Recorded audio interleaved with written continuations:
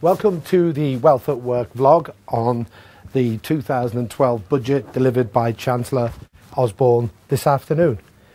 It was a budget that the Chancellor stated his objective as being to set out a simpler and fairer tax system, a tax system that would take many of the poorest people out of the tax bracket altogether, whilst at the same time increasing the amount of tax the richest people in our society pay.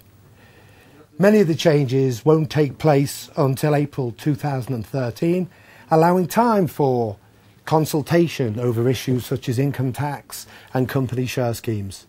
That time perhaps also allows people to consider and plan what they might do ahead of the changes. The Chancellor also said that it was a budget where stability comes first. So let's see what the markets have been doing. Ian? Well, the FTSE 100 is currently up around 12 points, but during George Osborne's speech at 12:30, it actually traded in a very narrow range, so barely moved. But the linkage between the FTSE 100 and the UK economy is very limited. 2/3 of sales for the FTSE 100 come from overseas. So the more important market to look at is the gilt market. This is government bonds. Yes. This is the intraday chart of the 10-year gilt yield, and it's fallen around 5 basis points today, so it now yields around 2.36%. So the market's taken that very positively. Gilt issuance this year is meant to be around £12 billion less than consensus, and George Osborne talked about potentially issuing a perpetual gilt.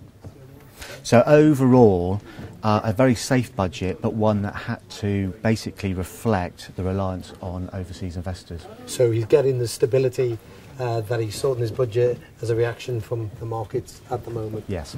And you'll be able to get a more considered view on the economic and market implications at our usual web address, wealthatwork.co.uk/mywealth, and look for the market update. So what is happening this April from a personal point of view? Number one, personal allowance increases £630 from £7,475 to £8,105. However, the basic rate band goes down from £35,000 to £34,370.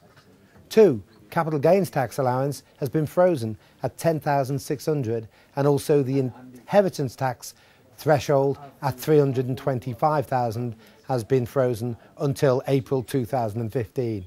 Thirdly, the ISA allowance has gone up by inflation, and the allowance for the 2012-2013 tax year is now £11,280. Pensions, as previously announced, the annual allowance has reduced to £50,000 and will remain at this level, but from April the lifetime allowance reduces from 1.8 million to 1.5 million. The budget has announced that from April 2013, number one, the personal allowance will increase by £1,100 to £9,205. Therefore, you can now earn £9,205 salary, pension or savings income before you start to pay tax.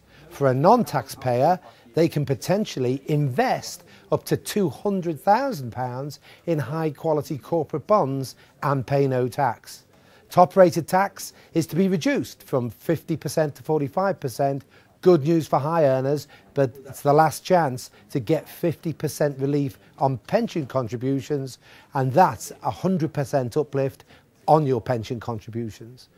Also, the increase in the personal allowance has widened the gap for those earning £100,000 personal allowance who pay an effective 60% rate of tax on earnings up to £118,410. Those affected by this should consider a pension contribution, but also think about other salary sacrifice arrangements such as flexible benefits to bring income below £100,000 at a saving of 60%. Age-related allowances for those aged 65 or above will be phased out. Therefore, retirement income needs now to go further. The ISA allowance is going to increase to $11,280 from April, so if you haven't already used your allowance, then you potentially have the opportunity to invest up to £70,000 within a 13-month period into ISAs. Finally, a slight reduction in the removal of child benefit, only removed now completely for those earning over £60,000. So, actions to consider. 1. Ensure allowances are fully utilised. Income tax, capital gains tax and gifts for inheritance tax. 2. Ensure reliefs are utilised, ISA and pensions in particular. Take advice to ensure your investments are arranged effectively and that more of your hard-earned capital is kept away from the taxman. We're producing a white paper with more detailed analysis, which we posted later today, but for more details, contact us at wealth@work.co.uk/mywealth or call us on 0800 028 3200. Thank you.